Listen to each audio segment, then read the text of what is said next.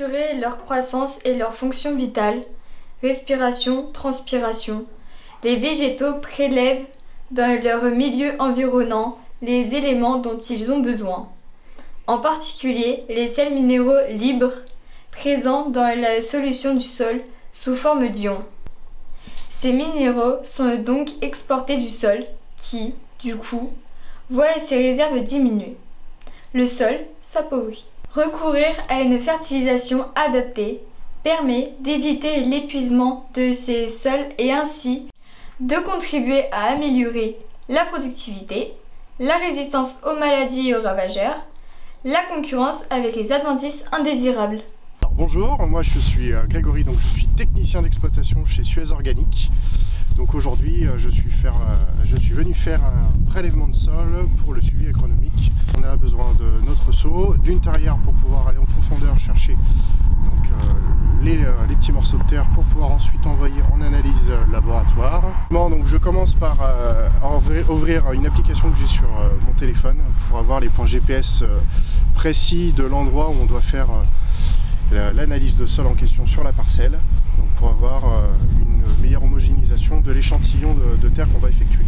Je commence à faire un premier point où je pose mon seau, où je prélève un morceau de terre, et après sur un rayon d'à peu près 5 mètres autour de mon point de référence, je vais effectuer plusieurs prélèvements, donc à peu près 8, pour avoir une meilleure homogénéisation du prélèvement de sol. Ensuite, une fois que l'homogénéisation est faite, je remue bien tous mes échantillons de terre dans mon seau pour pouvoir ensuite les mettre dans un petit sachet que je vais envoyer directement au laboratoire pour analyse. Ensuite, une fois que les analyses seront reçues dans nos bureaux, on les analysera pour déterminer à peu près le taux, le pH du sol, la texture de ce sol et tous les paramètres agronomiques nécessaires pour l'agriculteur pour que l'année suivante se passe correctement pour lui.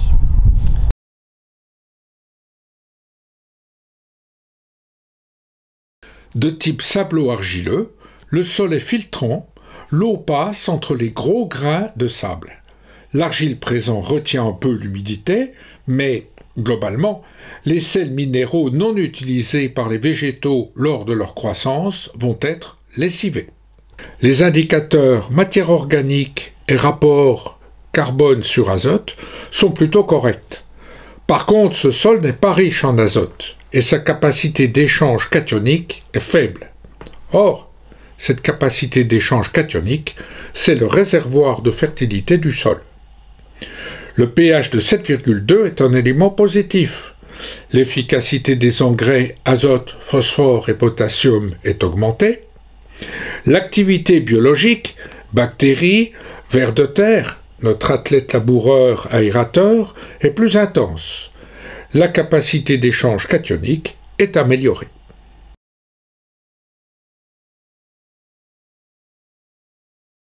Ligne d'action. Augmenter le statut organique par rapport de compost sous forme de fumier notamment. Une analyse précise de celui-ci permet de régler les quantités nécessaires. Veillez à maintenir cette valeur optimale du pH par un chaulage adapté.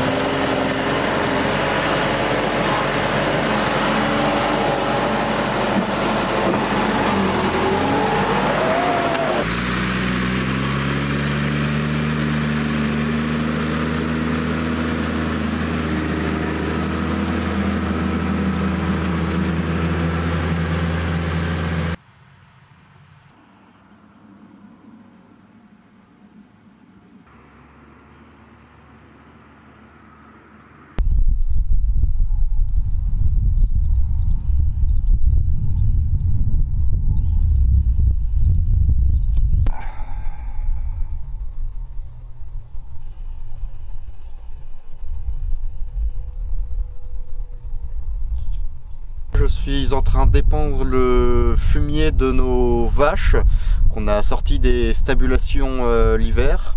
Donc là on est avec un épandeur qu'on a en Cuma, donc avec plusieurs collègues. Donc l'épandeur, on charge le fumier à la ferme, on vient l'épandre dans les champs, on ouvre la porte de l'épandeur et grâce aux hérissons qui sont composés tout autour de couteaux, ça émiette le fumier et ça l'épand uniformément dans le champ, à raison de 20-25 tonnes par hectare environ. On est sur un fumier de vache donc, qui sert à fertiliser nos sols. Donc ce fumier il apporte du NPK, donc azote, phosphore, potassium. C'est un engrais qui est complet. On en met tous les ans sur nos futures céréales qu'on va semer au mois d'octobre. Et sur les prairies, on fait un roulement, on tourne tous les 2 à 3 ans maximum.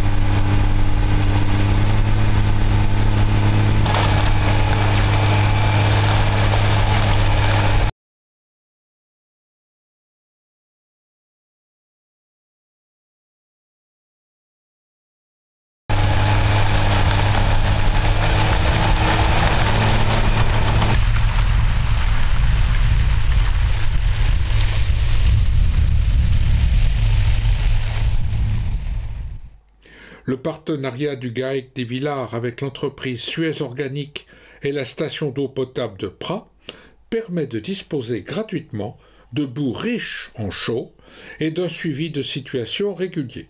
Le traitement à la chaux de ces boues permet d'atteindre un pH voisin de 12. Les métaux lourds sont précipités, virus et bactéries très réduits, boues stabilisées sans pollution. Soumis à une réglementation précise et stricte, l'utilisation gratuite de ces boues pour chauler les champs contribue à les valoriser et constitue une économie pour l'agriculteur. Pour s'assurer de la régularité des épandages, tous nos tracteurs sont équipés de GPS. Ces derniers enregistrent les coordonnées de la parcelle, le nombre de passages, la dose effectuée et guident l'opérateur dans son épandage.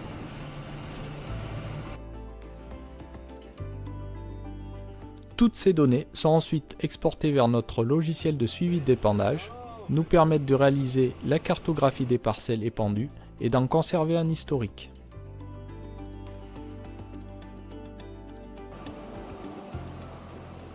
Lors de l'opération d'épandage ou sous 48 heures maximum, conformément à la législation, un enfouissement des boues est effectué. Donc là je suis en train d'épandre le fumier dans ce champ là. Cet après-midi on va passer un coup de déchômeur. Donc on va préparer la terre en enfouissant le fumier pour préparer le lit de semences. Demain après-midi on va semer la prairie. Après on passera un coup de rouleau pour rappuyer la terre.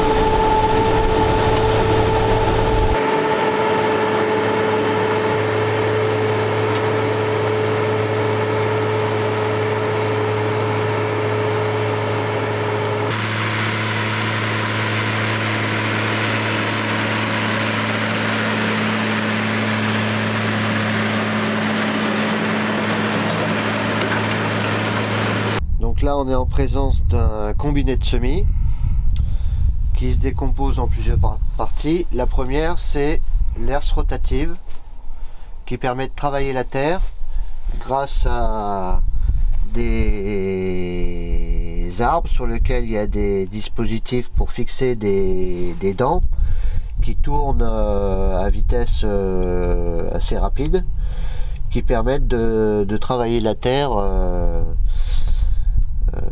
pour préparer le lit de semences. Alors ensuite, le deuxième élément, c'est le rouleau packer qui est fixé sur l'herse rotative.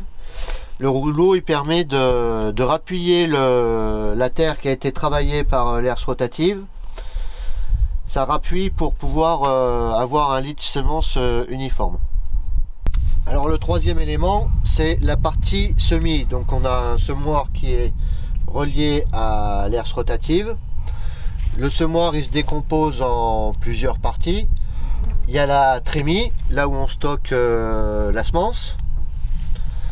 Après, il y a la partie distribution. C'est ce qui prélève la graine dans la cuve, qui l'envoie ensuite dans les descentes. Les descentes qui vont permettre de déposer la graine en terre. Ça, c'est les descentes. Et ça, c'est l'élément semeur. Donc c'est des sabots avec des socs pour déposer la graine en terre. Aujourd'hui, on sème une prairie, donc la graine ne doit pas être enterrée. Elle doit simplement être déposée à la surface du lit de semences. Donc les éléments semeurs, en fait, ils traînent juste sur la terre pour pouvoir déposer la graine sur le sol. Mais en aucun cas, on recherche aujourd'hui, pour ces petites graines de prairie, à les enfouir. Donc elles sont uniquement déposées en surface. Donc le dernier élément du semoir, c'est l'herse de recouvrement qui sert à refermer le sillon qui a été fait par les sabots quand on veut enterrer une graine. Cette partie herse de recouvrement, elle recouvre la graine avec la terre qui se trouve en surface. Aujourd'hui, on ne va pas s'en servir parce que, comme je vous ai dit tout à l'heure, on ne veut pas que la graine soit enfouie en terre. Donc aujourd'hui, elle est relevée pour ne pas être utilisée. Alors cette semence de prairie, c'est de la semence qui a été achetée dans le commerce, bien sûr.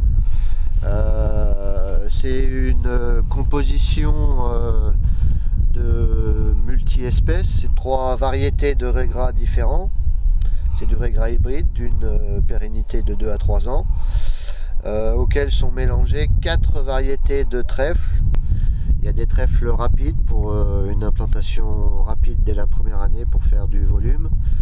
Et les 3 autres espèces de trèfles sont des espèces à plus longue durée, plus pérennes, d'une durée de 3 ans à peu près, qui vont permettre de faire perdurer la prairie sur ces 3 années.